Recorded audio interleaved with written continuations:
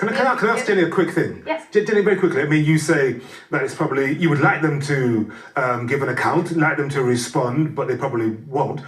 But they actually do, don't they? It's just that it's not attributed. It's a senior palace source.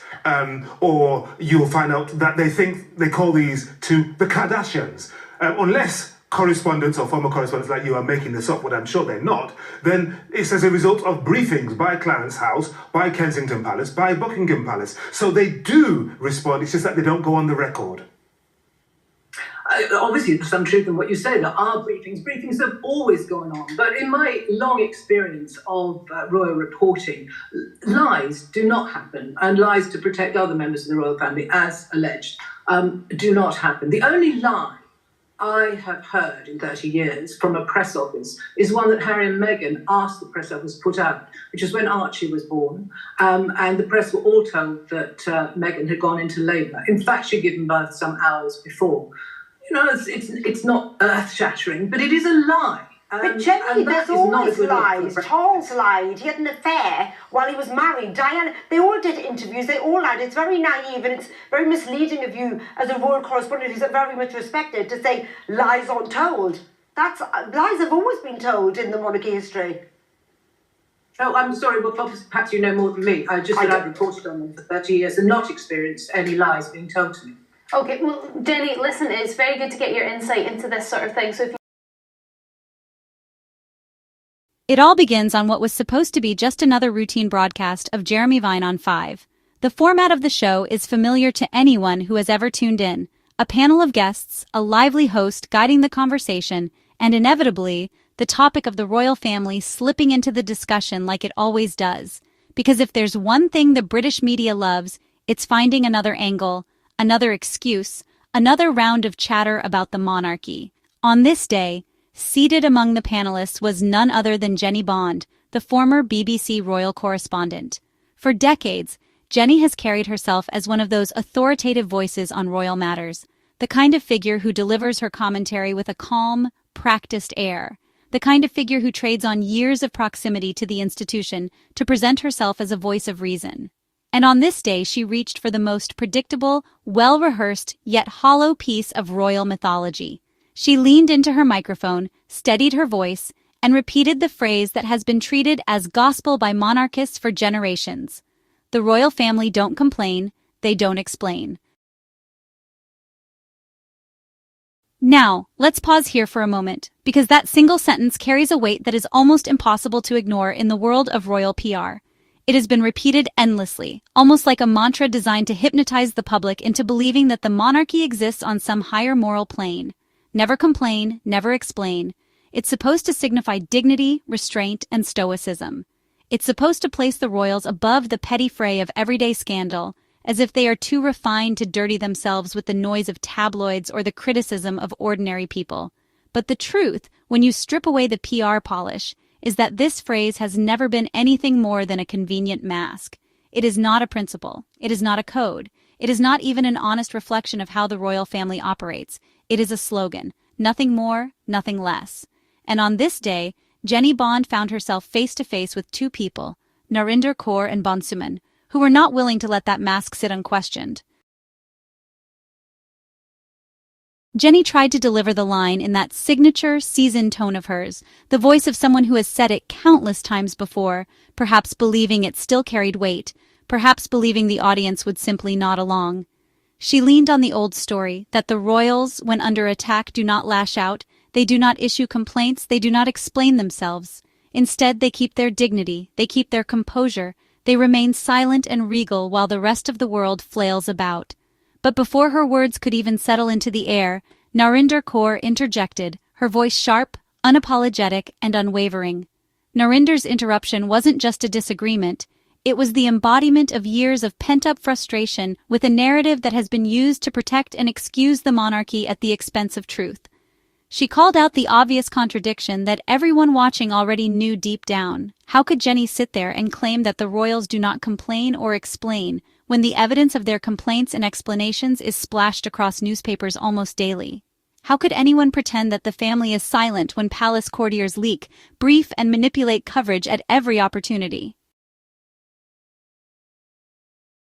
And Narinder reminded the panel, and by extension the audience, that this is the same family that targeted Meghan and Harry with wave after wave of negative press. Press that didn't simply appear out of nowhere, but that was actively fueled by sources within palace walls. She made it clear that never complain, never explain is a slogan that crumbles the moment you look at how the institution actually behaves.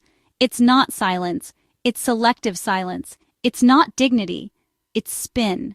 And as Narinder's words hung in the air, you could feel the energy in the studio shift. Jennie Bond, who had delivered her line with all the calm of someone who thought it was unassailable, suddenly looked uncomfortable. That discomfort wasn't just about being challenged. It was about having her well-polished narrative torn to shreds in real time. And then came Bonsu. A man unafraid to back up Narinder with conviction, Bonsu added another layer to the takedown. Where Narinder had cut sharply with facts, Bonsu expanded the critique with force, making it clear that this was not just about Meghan and Harry, not just about one or two leaks, but about the entire machinery of the monarchy. He called out the hypocrisy point blank. How can anyone claim that the family is dignified and silent when their courtiers are well known to act as mouthpieces for senior royals, particularly King Charles and Prince William? Everyone in the studio, everyone watching at home, knows this to be true. We all see the same headlines, the same suspiciously timed stories, the same palace insiders quoted in article after article. Never complain, never explain has never truly existed in practice. It has only existed as a slogan to be wheeled out whenever the royals need to pretend they are above it all. Bonsu's voice carried weight, and in that moment, he and Narinder formed a 1-2 punch that left Jennie Bond clinging to a phrase that was rapidly collapsing under the pressure of reality. What made the exchange so powerful, and frankly so satisfying to watch, was the way the balance of power shifted right before our eyes. For decades, people like Jennie Bond have been able to sit comfortably on television panels, armed with palace talking points, repeating these slogans without serious pushback. The media environment allowed it. Viewers were expected to accept it. But this time was different. Narinder and Bonsu were not willing to let the narrative slip by unchecked. Narinder pressed with examples. The constant briefings against Meghan and Harry, the poisonous stories that clearly came from palace corridors, the selective silences that always seemed to favor William and Charles.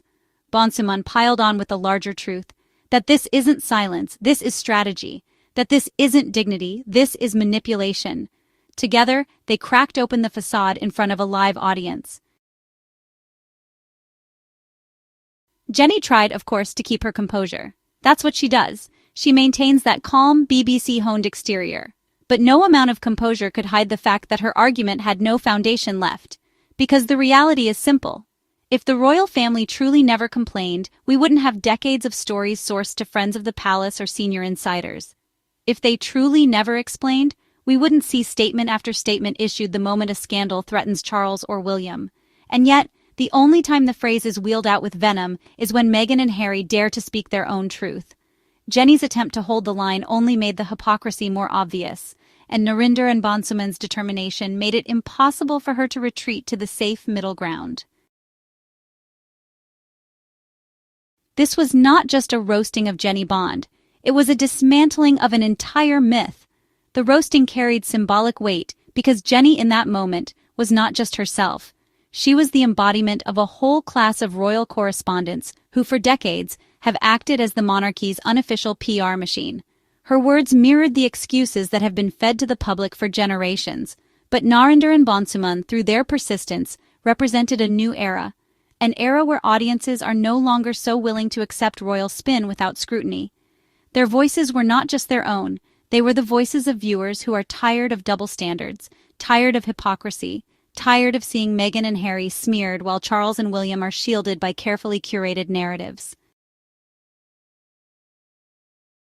The exchange also revealed the fragility of royal PR in the modern age. Once upon a time, courtiers could plant a story in a newspaper, and it would stand unchallenged. But now, in an age of social media, in an age of live TV debates where opposing voices can respond in real time, these slogans no longer hold the same power. Jennie Bond looked like someone clinging to the past, someone repeating an outdated script. Narinder and Bonsu looked like the future, fearless, unflinching, and unwilling to let the monarchy hide behind old slogans. What we saw that day wasn't just a clash of opinions, it was a microcosm of the larger cultural battle over who gets to control the narrative of the monarchy in the modern world. By the time the debate moved on, the damage was already done. Jennie Bond, once the authoritative voice of royal commentary, had been roasted live on air. It wasn't loud or theatrical. It was precise, relentless, and devastatingly effective. Narinder and Bonsu had stripped away the protective veneer of one of the monarchy's most cherished slogans, exposing it for what it really is, a marketing line, nothing more. And for viewers at home, the illusion was broken. Once you've seen the hypocrisy laid bare, once you've recognized the selective silences and the manipulative leaks, you cannot unsee it. That day, Jennie Bond didn't just lose an argument, she lost something far more important, the aura of authority that comes with repeating royal slogans unchallenged. Narinder and Bonsu handed viewers the tools to see through the spin, to recognize the difference between PR and truth. And in doing so, they shifted the conversation in a way that will linger. Because the truth is undeniable, the royal family does complain, the royal family does explain, and they have done so for decades. The only difference now is that people are finally calling it out. And the roasting of Jennie Bond on live television was a perfect reminder that when truth collides with myth, the myth doesn't stand a chance.